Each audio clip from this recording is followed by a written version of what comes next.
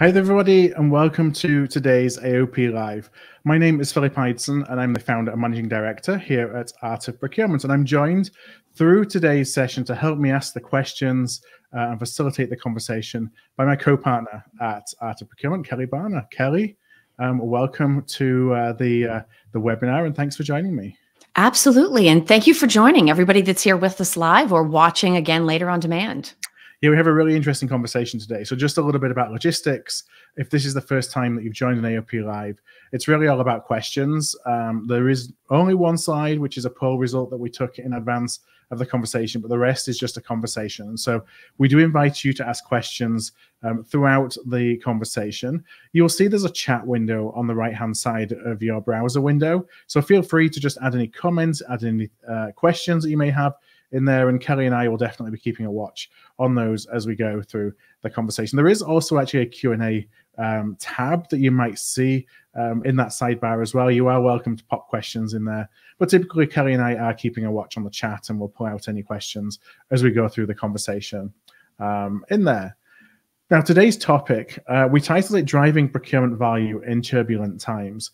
It's really all about kind of connecting the dots between value creation, between data, and then between storytelling, because we often as procurement professionals, I think, focus on one of those or even two of those, but not necessarily all three. And really, when you put all three of those together, that's when you're really able to articulate the value that we drive. So it's going to be an interesting conversation around that topic, and we're going to be joined by two guests. We're joined by Yannick Caharel, who's the Chief Procurement Officer at Christian Dior Couture, and Pierre Laprée. Pierre is a friend of AOP, has been on AOP Live a number of times. Pierre is the Chief Product Officer at SpendHQ. So as we bring Yannick and Pierre onto the screen, there we go. Pierre, Yannick, welcome to the webinar, and thanks for joining us today. Thank you, Philip. Thank you, Kelly. Now, I usually kick off with a question, at least to guests who haven't been on AOP Live before. So I'm going to ask this to you, Yannick, and it's really just to help give a little bit of context as to your background in procurement. But did you find procurement, or did procurement find you? Interesting question, Philip. I guess it depends on the way you look at it, but the truth is both of it. The reality is that at the beginning, when I started my study and so on, I really wanted to join the luxury industry and be on the most creative parts, such as designer, marketing. Okay, it happened at that time that I was doing the Bordeaux Business School in France, and there was an MBA specialized in procurement. And since I wanted to join the luxury industry, they had quite a good connection with most of the top 10 luxury group in the world. And I decided to apply and do this MBA. And here I am 25 years ago, a creative guy at the head of procurement at Christian Dior Couture. So you're one of the few of us that actually got qualifications, by the sounds of it, in and didn't just fall in to, like, I think certainly I did. So you can probably teach us a lot from the educational side of procurement as well. Yeah, we can say that. Yeah. Pierre, we talk about data and quality data a lot, and it's really come into sharp focus, I think, in procurement, thanks to growing kind of focus on analytics and AI, which is something that is really top of mind right now in procurement. What would you say is the current state of procurement's relationship with data? So to make an analogy with some aspect of our day-to-day life, I would say it's complicated. It's complicated simply because it's hard. We have a lot of different systems. We have ERP systems, we have P2P systems, and quality of the data is not always great because a lot of it comes from manual input. So we're day-to-day struggling with the quality and the level of details we have on invoices, for example, that may not be captured at the right level, and we have to deal with that. So it's hard, also because there's a lot of data. And so quality plus volume means that the problem is basically compounded. So you have a lot of problems and bigger problems. Where I'm being hopeful, to be honest, is that a few trends are emerging. The first one is the availability of proper and vetted third-party data that you can use to either clean or enrich your existing data. So that's a good thing. And as you mentioned, a lot of things have improved, or maybe not improved, but have been rolled out much more massively thanks to AI as a whole. I mean, natural language processing has been here for decades. It's just becoming better, easier. It came to maturity. So we've been using that for more than 10 years, but now we can go faster and on bigger volumes of data. So that also helps with this problem of quality of data, I guess. So very hopeful there because the progress is being very fast. So current state is not great yet, but improving. Right. And it's interesting you talked about availability of third-party data, because on the sales side, sales teams have been using that and getting integrated data for a long, long time when you think about CRM systems, for example. But it's something that we've been a little bit slower to adapt to or to, invest in, I think, on the procurement side. But that's the massive opportunities that people are now realizing, that after investing troves of data in employees, in sales, in the tools to drive top line, we are now starting to do that to also help with the bottom line and with addressing supply chain risk. So yeah, there's clearly a lot more investment in that, and that's a good thing for us because the technology is there. Now let's get the budget in procurement to implement that. So we always take a snap poll on LinkedIn before one of our AOP Live webinars. So let's bring up the poll just so we can have a little bit of a conversation around it that we posed to our community before today's webinar. And what I'll do is, if anybody is watching this again later or can't see the screen, I'm going to read this out in its entirety. Now, the question that we asked is, what is the most important factor in telling a successful data story to motivate improved decision making? And the results were, and we were able to give 4 choices in a LinkedIn poll. The results to those 4 choices that we gave, at the top was selecting the right metrics at 47%. 32% was providing enough context. 12% was having sufficient analytical skills in the team. And 9% was actually combining internal and external data. So when we look at those results, Pierre, what do you make of the kind of results that came back, and what do we mean when we talk about data stories? So a data story is really about bringing facts to the conversation.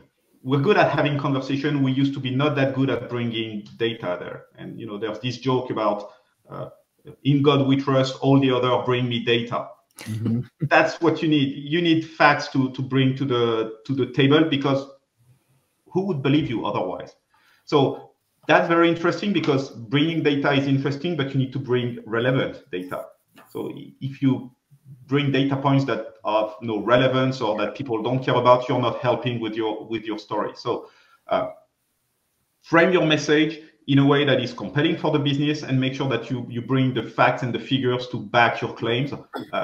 That's the path to success. It's credibility and yeah, a compelling story. Yannick, does anything stand out about these results when you compare them to some of your personal experiences? Yes, I must say I'm 100% and fully aligned with what Pierre said. Again, linked to our industry, which is not always as mature as other industry in terms of procurement, okay? Because believe me, I am the first worldwide CPO of Christian Dior Couture. So you can have all the data of the world you want. If you don't have a good storytelling behind that, never the CEO of Christian Dior Couture would have decided to appoint me as a worldwide CPO. Okay, so first thing. Second thing, as Pierre said, being a CPO in a worldwide brand in such an industry is a nightmare when it comes to that data. Okay, not only because of different system, ERP, and so on, but the way it is classified, the different category, and so on. My day-to-day world today is made of direct purchasing, obviously, when it comes to Dior manufacture for textile, leather, and so on. And all the other part is indirect for marketing communication, IT, transport and logistics, packaging, visual merchandising, store, and so on. Okay, so if you don't have the proper system, the proper reporting, the proper metrics, you know, to tell your story, what are you going to tackle first? What are you going to cover first? For which result, and so on, in order to drive the growth of the brand, then you can be totally lost in a few days. Okay, so all what has been said, I'm fully aligned. Every day, I'm working on 4 different pillars, at least for Christian Dior Couture. So first, I'm not bringing an organization. I'm building a worldwide network from Paris to New York to Shanghai, Tokyo, and sooner or later we work on Dubai. Aside, we are bringing expertise in terms of sourcing into the company for category management, process, tools, and so on. Everything we do falls under the scope of sourcing excellence. So what is the impact, the performance of the sourcing department within the organization? What are the savings and the different KPI? I guess we'll talk about it later. And at the end of the day, one of the difficulty is to manage this transformation program in terms of education and training to the internal stakeholder. This is the difficulty. Yeah. So we will jump into some of those as we go through the conversation as well, for sure. It's interesting you talked about, you know, being able to use the right metrics, kind of aligning with what the results of this poll were. And I imagine that gets even harder the more data that you have access to. Pierre talked about the fact that the availability of data is exploding, so it becomes harder and harder to pick the right data to actually tell the stories that you want to tell, to influence the folks that you want to influence. Yes. And again, if I may add something, believe me or not, but you know, most of the people when I joined the company ask me, okay, so Yannick, what are you going to do? What are you going to take care of first, for what, and so on. So, and I had to do a first presentation. We all do 3 years, 5 years action plan, and so on. But I had to tell the story based on a few data to tell them that I will tackle first marketing and communication, packaging, transport and logistics, and so on.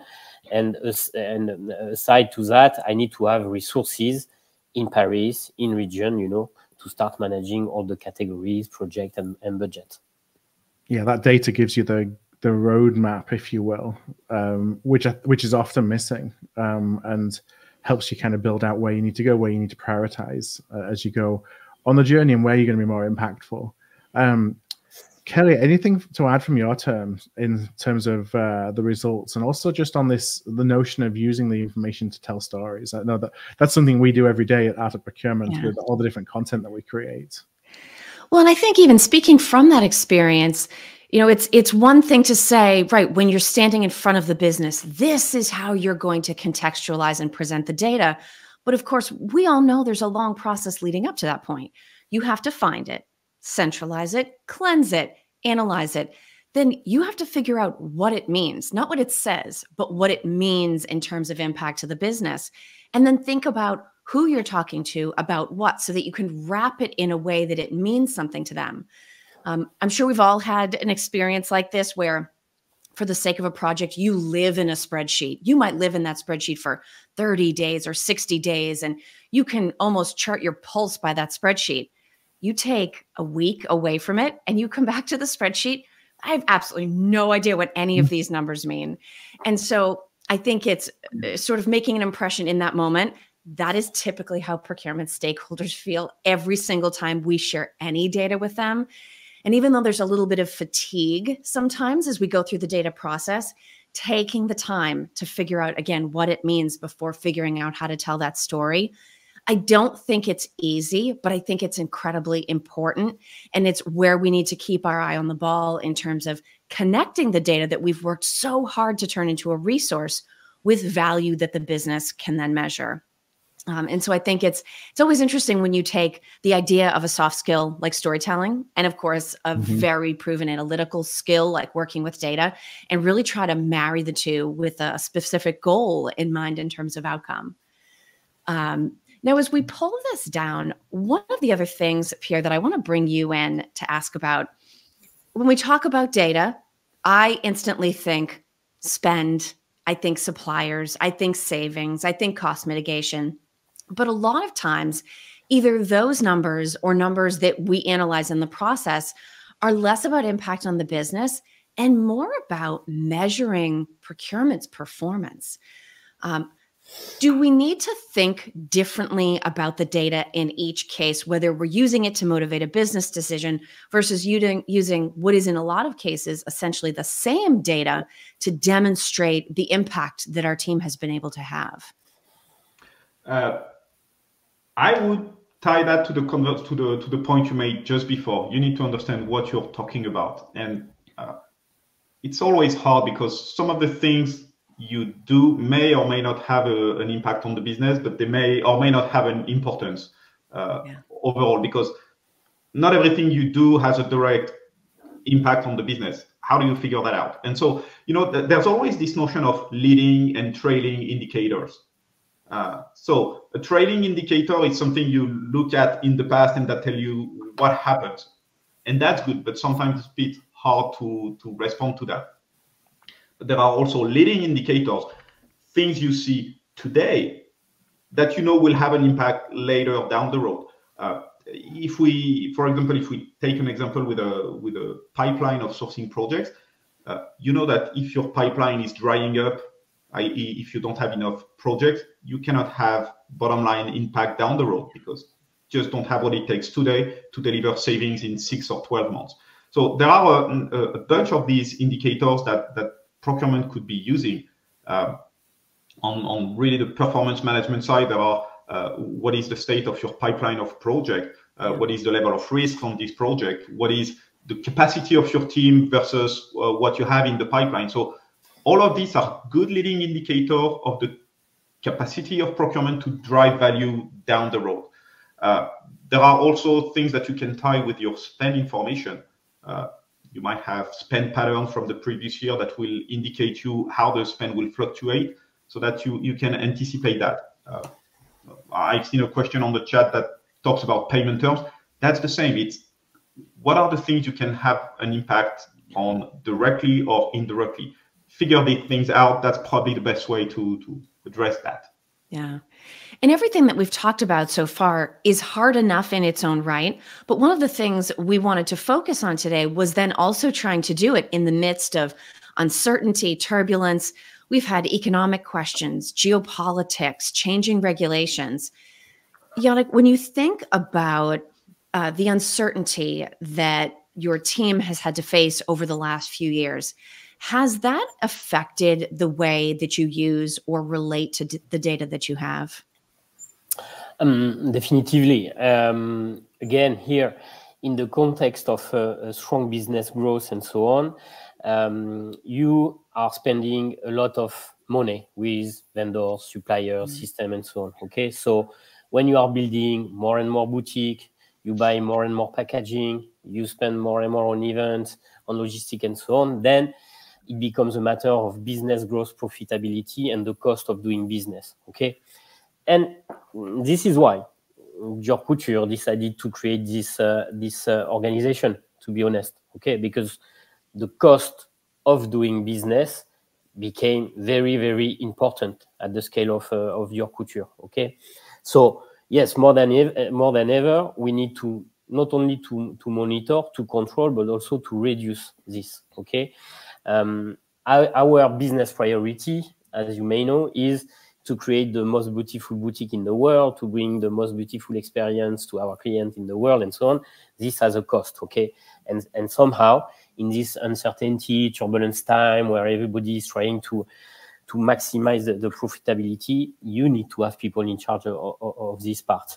And again, data in this context is critical, okay? So that to make sure that whatever I do in Europe, again, in US or in Asia Pacific is relevant for somebody from the business somewhere in the world, okay? Otherwise, I can be very, very quickly useless or irrelevant, okay? And I'm being very clear about that. And one of my goals, of course, is to serve the economic interest of Dior Couture while preserving the quality of all we do all around the world. Now, it's funny to think about you starting in your position and other people in the company saying to you, Yannick, what are you going to do? I mean, that is definitely a sign of an organization that is not used to having formal procurement. I think most procurement professionals and teams are, I always think of the image of the duck. We try to be a cool above the water, but below the water, oh my gosh, there is paddling and splashing. And I'm curious about, as they've had the opportunity to see how having you in place and taking a formal approach to procurement can change how successful they are, has it also changed the way that they rely on data, the data that they expect to have before making decisions? Has there been sort of like an organizational change that has followed onto their adjustment in terms of understanding more what you do? Yeah, okay. But again, going back to your first comments, to be honest, at the beginning, people were afraid, because suddenly you have procurement coming into the organization, transversal and so on. So going back to the question, what are you going to do? Are you going to annoy me, or are you going to bring something to us and so on? Okay. So after a few months now, main key stakeholder understood the value added of a sourcing department and so on. Okay. And if you bring the relevant data in terms of spend, potential and so on, of course, immediately they see the value added in terms of saving, but not only in terms of saving now. And again, I think we will talk about that later on, but slowly we are moving to CSR, innovation, maturity of the organization, process, end-to-end process, simplification, digitalization, and so on. Okay. So this is a long journey, and I'm just at the very early stage of this journey, but I think people already start to change the way they approach or view the procurement organization. Which is awesome. And to the point about it being a long journey, Pierre, the longer you stay around, the more you realize that all of this is cyclical, right? And so, we've all been such a unique set of circumstances with the pandemic. Hopefully that's the only time any of us have to deal with that. But there have been other things. We've had recessions. There have been other wars. There have been other types of disruptions. And so if we have the opportunity to take a step back and think about how those cycles go and the data that allows us to understand how they're going to impact our decisions and the circumstances that we're working in, how have you seen that cycle also affect the business's relationship with procurement? It has, I would say, a few impacts. One of them is that the expectation from procurement might be different in certain times. You remember we had airline and hotels client during COVID. I can tell you that there was a hardcore focus on taking costs out and increasing payment terms. So we could argue it was a bad thing because we were coming back to our old ways, but that's what the business needed, and needed it badly. Now that I want to be optimistic and say that things are slowly getting a bit better, or are maybe a bit more under control. So now we see that there are also expectations from the business and from the broader business community, even the stakeholders as a whole, around driving impact that is not only financial in nature. In the US here, there is a big focus on diversity, spend with diverse suppliers. In Europe, it's more environmental emphasis on carbon footprint or as a whole resources consumption. So that's what the business aims at measuring to. And so how can procurement help that? How can they bring a more holistic view to performance? That's, I think, one of the things that has changed, and where procurement can have a say and make an impact. Well, and when we assume uncertainty, you made the point earlier about leading versus lagging indicators. Instead of just always looking to satisfy or calculate the data associated with business objectives or performance metrics, should procurement also regularly be looking at the KPIs and metrics themselves to say, where do we think we are in that cycle? What is the business asking of us? And so do we need to change, if it's not adding KPIs and metrics, maybe putting more focus on that data or on the storytelling effort around it? What sort of metric-based effort does procurement need to be making? I will take the easy way out of that question, Kelly. It depends. But the more fundamental point here is you need to align with the business. We just released something that helps our clients set what we call goals. And that's looking at what are the overarching strategic goals of the organization. Because for some, it will be EBITDA, some it will be diversity, some it will be increasing the top line. So procurement will not be relevant and useful in the business if what they do doesn't serve those objectives. So what we're helping our clients do now is how do you take those goals, make them visible within procurement, and how do you tie your action and your contribution to those goals? Because if there is an objective to increase EBITDA, procurement can help. Procurement will not help with 100% of that objective because some will come by with increasing margins, for example. But how can procurement tie their action to that? Saying, hey, as an organization, we want to increase EBITDA by 2 percentage points. We can contribute 0.75 or 0.1%. And that's what we put in front of the business to support that goal.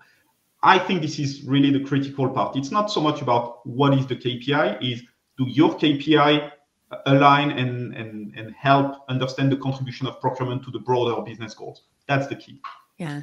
And that can be hard sometimes too, because sometimes it's not about savings, right? And so the business can make a decision that's exceptionally good for them, but we get back into this situation where that doesn't necessarily help procurement satisfy very narrow traditional performance metrics. And so I guess back to the storytelling skills, Pierre, we have to be thinking about how do we capture the impact that we were able to have.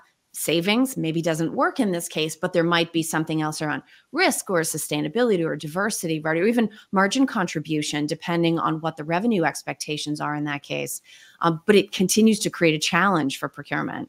Yeah, but so I tend to have a relatively basic basic view of the situation. If your goals, if you deliver something that is not good for the business, or if something is good for the business but not for you, there are two things. Either you're not tracking the right things and you should change, or you've been tracking the right thing, but the situation has changed. Yeah. And so if you have a good conversation line with the leadership, then it's always a good opportunity to adjust. And this agility, this flexibility is really important to echo to the theme of that webinar on turbulent time. Procurement needs to have this agility and have the ability through data and tools to adjust what they are tracking, because the business reality might require different KPIs, and that might change 2 to 3 times in a year. Yeah. That's annoying, but that's the case. So agility, making sure you track the things that are aligned with the business objective and have this ability to respond to changing business environment. That's fundamental. Yeah. And Yannick, you talked about this as well. You talked about the business having sort of that response like, oh, great, now we have procurement. Are you here to annoy me? Or are you here to help me? I mean, in most cases, if we're doing our job, the answer is probably a little bit of both. Not that we're trying to hold them back from hitting their objectives at all, but it's a new group of people asking a new type of question, right? Making them think a little bit harder about their decisions. Have you found yourself in situations where you're trying to manage that balance between helping the business ultimately do what it needs to do and sort of put concerns at bay about, procurement's going to force me to choose the least expensive, or they're going to force me to go against what I'm ultimately looking to decide? How have you managed that balance? Every day, Kelly. Every day, but again, it's linked to the complexity of our business and the people, the internal stakeholder I have in front of me. I will just take a few examples. When I engage into a discussion with our worldwide marketing director, he will probably not be interested in for me to talk about savings or other stuff. He will be more focused on what are the budget we are ready to engage into a Dior show, an event, and what are the ROI in terms of sales, engagement on social media, brand image, and so on. Okay, so this is one approach. The same approach with, I don't know, with somebody who is more into supply chain, packaging. The priority will be, Yannick, you negotiate your source wherever you want, but I want my packaging, my shopping bag, my coffret to be on time, in full, in Shanghai, in Los Angeles, in Paris. Okay, so of course we have different level of discussion, way of measuring our impact, and me, I need to adapt my strategy, my organization into this context.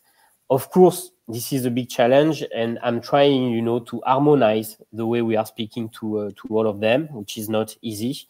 But again, my strategy is a mix of return on investment, savings, on time in full delivery to our boutique, bringing wonderful experiments. That's not easy, but this is one of the targets to harmonize this. But it's an important process of discovery, right? So, I mean, I think anybody in procurement that's had a conversation with marketing has seen and heard the head explode if you say the word savings. But as you've come into Dior Couture, you've had to have these different talking and listening sessions with all of the different functional groups to find out what is it that holds currency for them? What do they care less about? What do they care more about?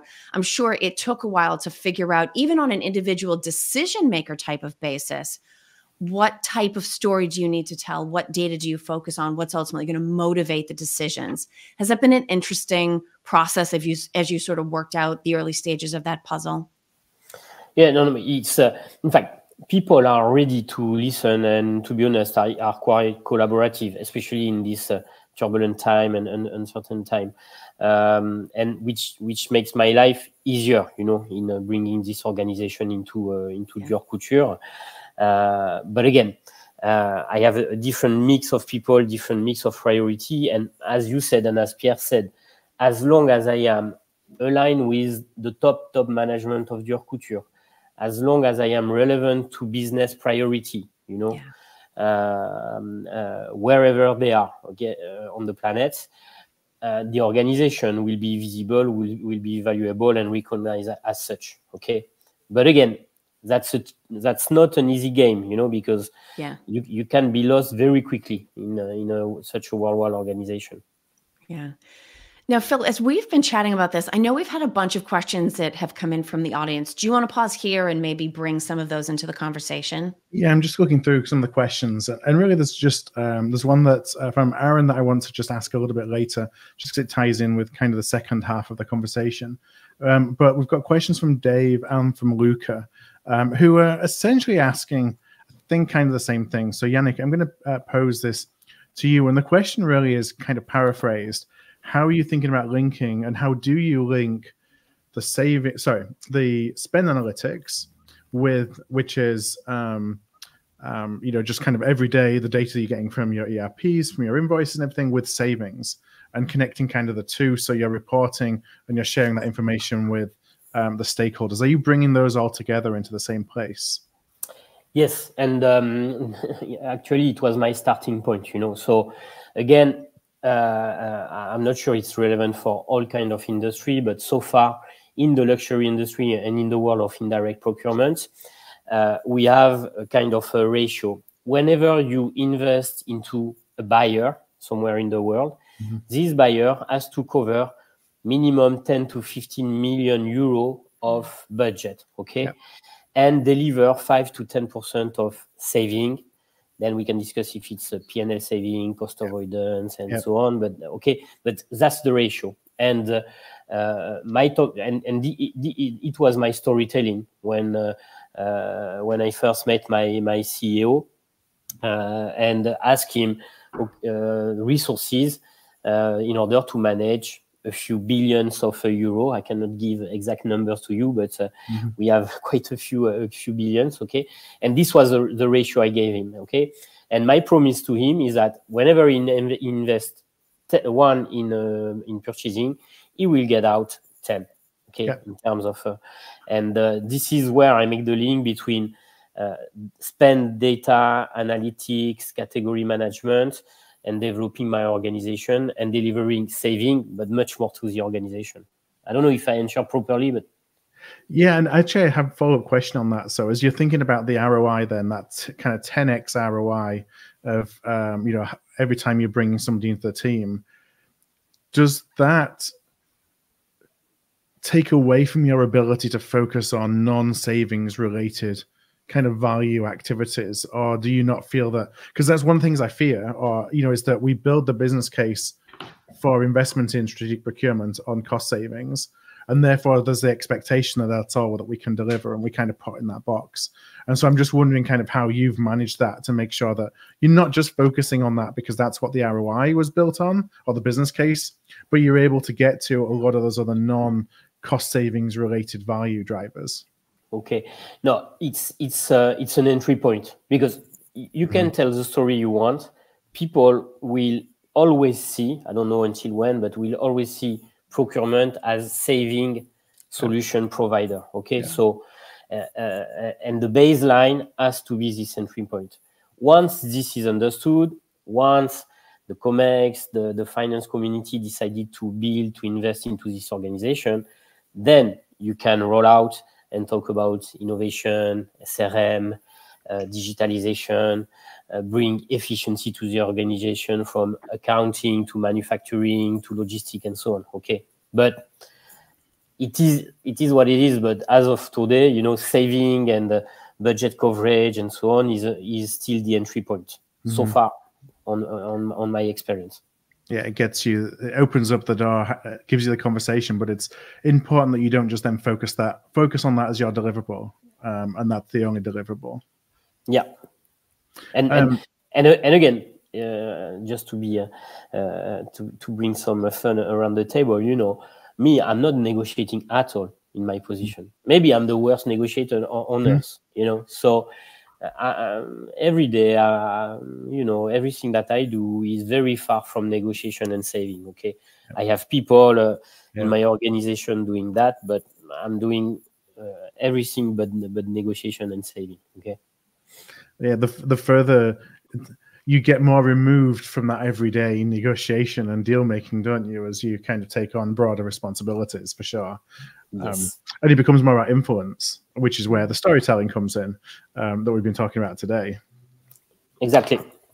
Pierre, I'm going to come to you in a moment. I do have one more question for Yannick, so thank you for your patience. I want to just kind of transition into talking around helping stakeholders actually embrace procurement data.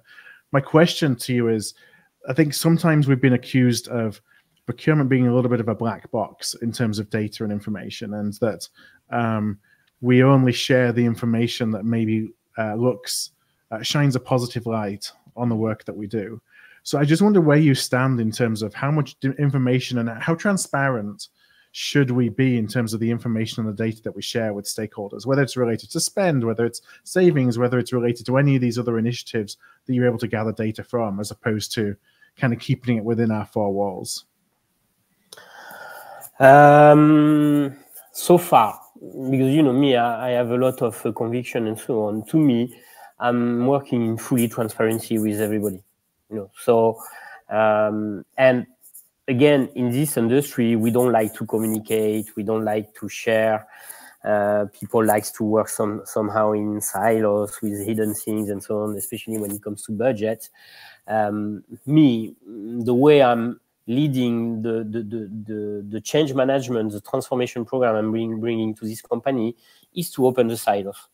Okay, and this is where tools, spend analytics tools, and so on, and Pierre is a live proof of that. You know, will help our industry, our company, to really work as a network and collaborative way. Okay, because to me, let's put aside some very critical, confidential stuff when it comes to celebrity campaign shooting and so on. Okay, this I can understand. But all the rest, you know, me, I want my logistic buyer in Shanghai to be able to know what is a contract in Paris with FedEx, DHL, and so on. Same in Dubai and so on.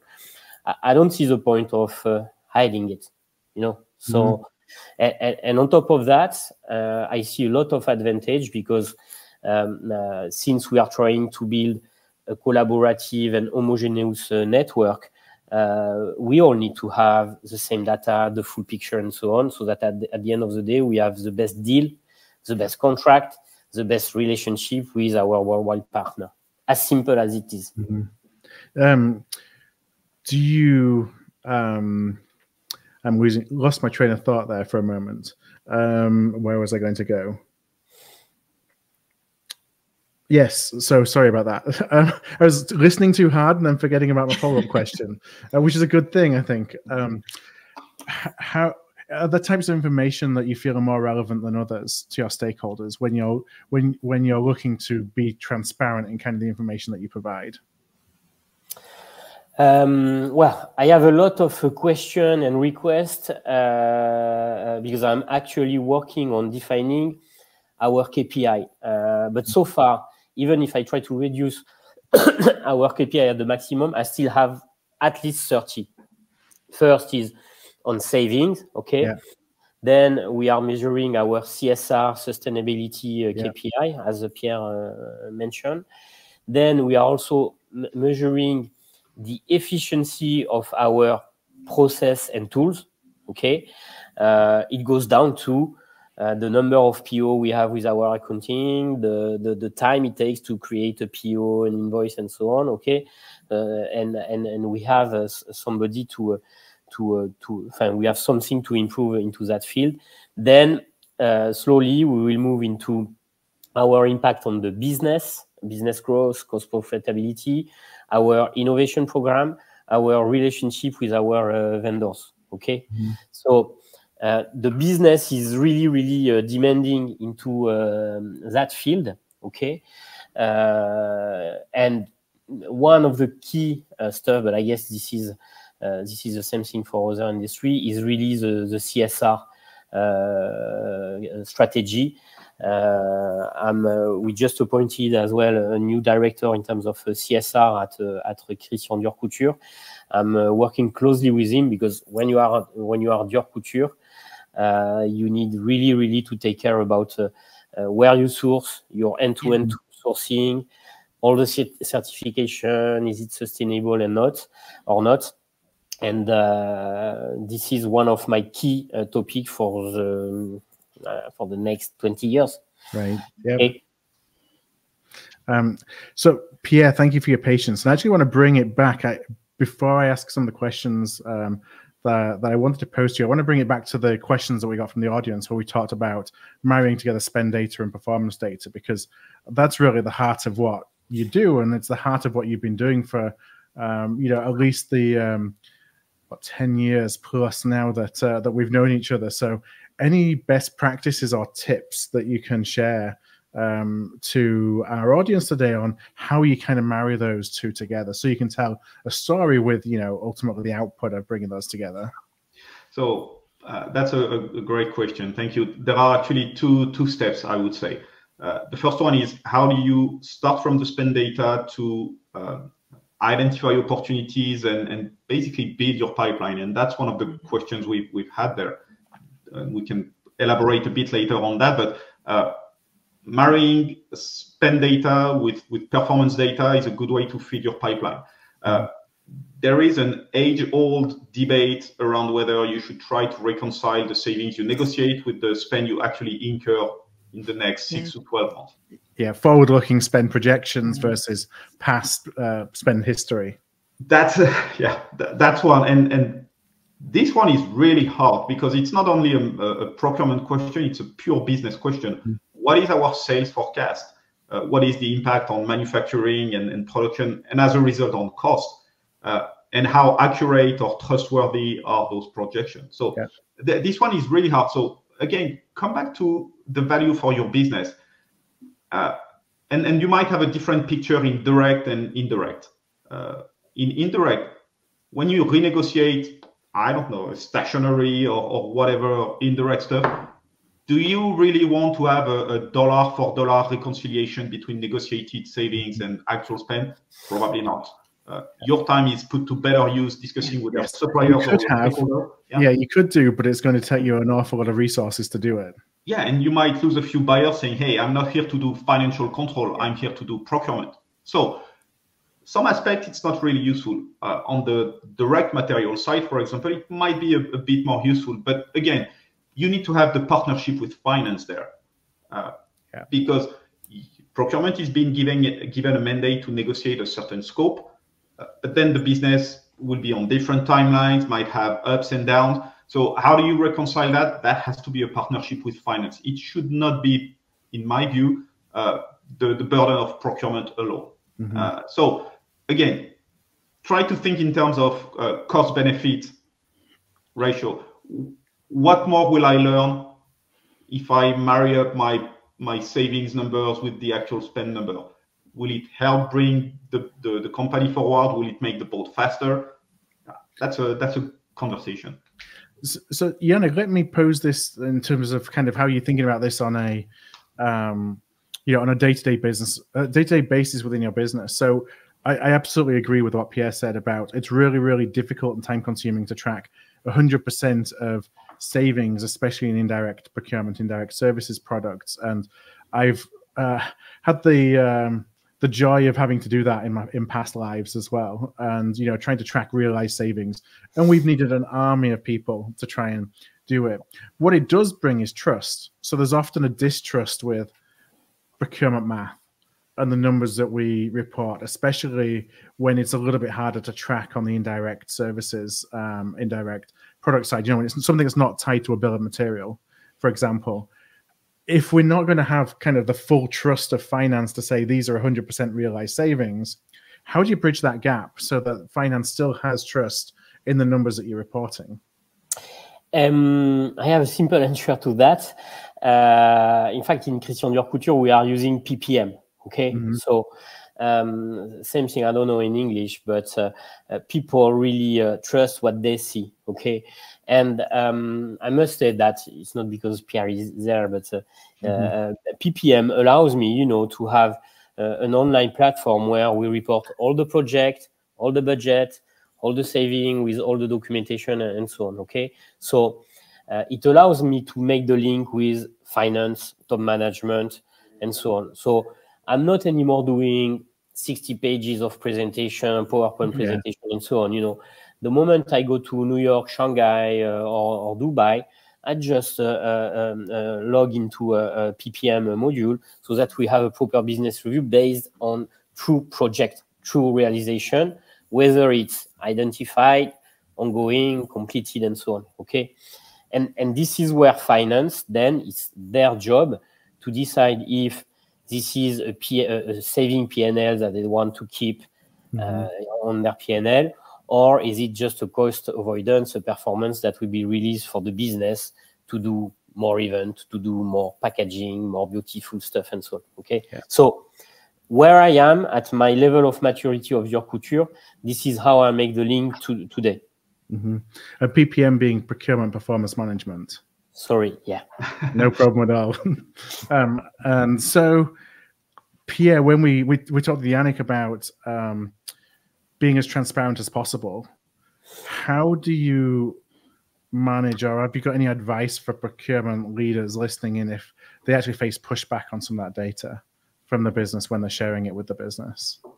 So again, everybody in that room probably has had at least one issue. So and that's clearly with SpendHQ and the procurement performance management module. That's what we help support because you hinted at that earlier about this black box effect. It's largely a self-inflicted wound, and very often one of the reasons for that is we're not sure ourselves of the value we bring. And when I was a practitioner, my litmus test was, can I look my CFO in the eye and tell my story about my saving? And if not, it's probably that the story was not strong enough. So, but when you think of that, it's just about having clear guidelines on what is value or not, because not all projects, not all value is created equal. There are things that we expect to hit the P&L and some not, and that's okay, but you need to be clear about that. So you need proper policies, and you need alignment with finance and the business. Do we agree on the way we bucket our performance? That's the key. And once you build that understanding and that book of rules, I would say, then you need to put the proper governance in place.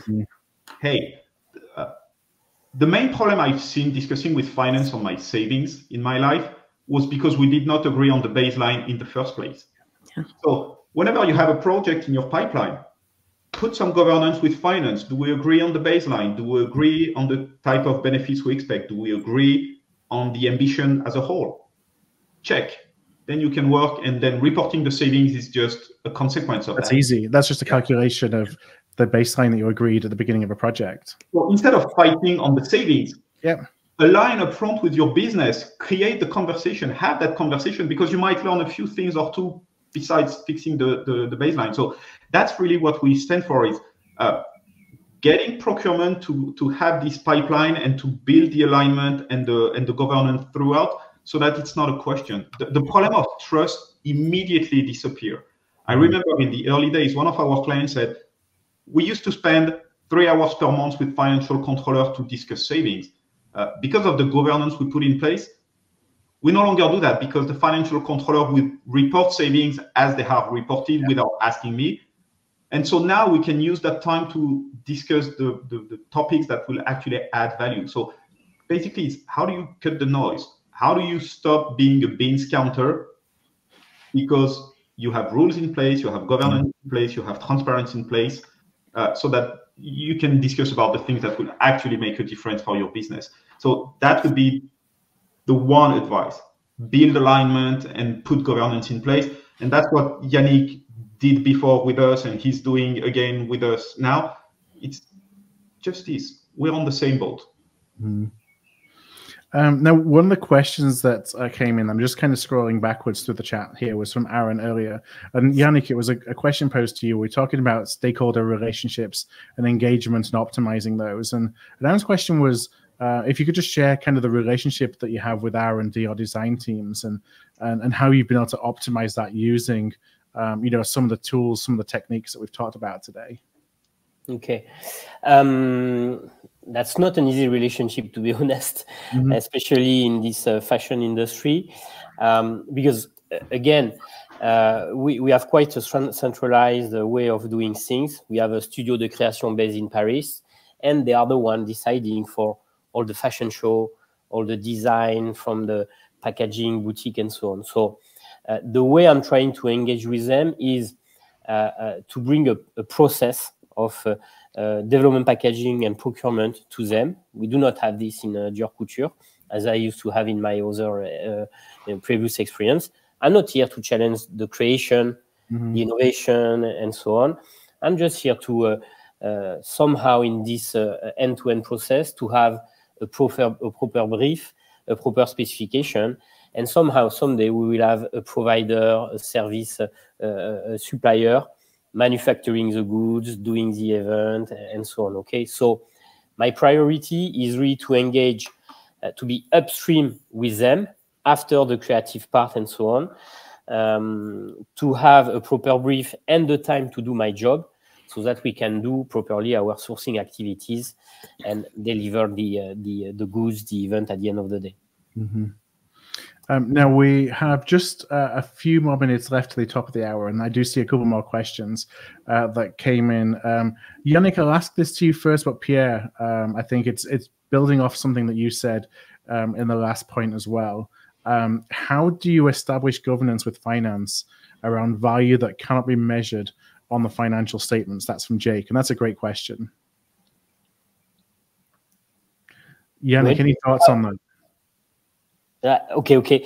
Well, it's very relevant, because I'm in the middle of this discussion with them. So here there are a few stuff. So it's how we are integrated in the budget process of the company. Okay, so very often it's the budget is done between, let's say, July and October. Then you have revised 1 and revised 2. So how can I be part of this process at macro level? And then when it comes to operational project and so on, here it's a matter of having the right metrics, the right KPIs on a monthly basis, quarterly basis, so that they can track our performance here in terms of economics and savings. But the dashboard is not limited to that. As I mentioned earlier, we have a lot of KPI linked to our process efficiency of procurement to pay. Tomorrow, how we manage our supplier database. We have more than 50,000 vendors all around the world in Dior Couture. Probably this should be more like 10 to 15. So, but how do you go from 50,000 down to 10 to 15? So we have big program, supplier rationalization contract to deliver, and finance has to support it. So just to give you some highlights.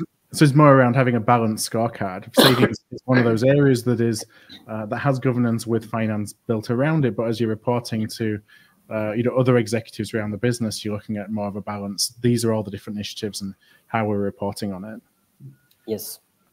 Pierre, any thoughts or anything to add onto that from your perspective? A few things. The first one, and that's one of the things we have been releasing recently. It's how do you track non-financial performance for your projects? And so you should not be tracking everything, but there are a few usual suspects. I would say carbon is one. But we have clients who track their energy or water consumption or the amount of waste they produce. And so how can procurement showcase their contribution there? So now the ability to say, hey, on this project, we've contributed to reducing the cost by 10%, but we also selected a supplier that will actually help reduce the water consumption by 20%. So when you do that across a pipeline of many hundreds, if not many thousands of projects, you're starting to paint a picture that is a bit more holistic of your contribution. Hey, yes, we've delivered 100 million worth of savings, but we've also contributed to reducing the energy consumption by X% and the carbon footprint by Y%. That's a bit more interesting. And so that's the first part, is define the non-financial metrics that are good and track them together with your project. But coming back to the initial question on the state of data, it's really hard. Yeah. Getting data, understanding the data, figuring out the scope, that's really hard. I will tell you one secret. This will be wrong 100% of the time. So align with finance and make sure that you look at the problem with the same pair of eyes and agree to disagree and accept the fact that data will not be completely accurate or granular enough. But if you build a common understanding on how to look at the problem, that's okay. And then you can put yourself on a continuous improvement loop. Yeah. Hey, it's very coarse, fine. Let's make sure that we see where the biggest pocket of value is, and then we'll iterate on that. But prove the basic value, that will not be perfect, that's fine.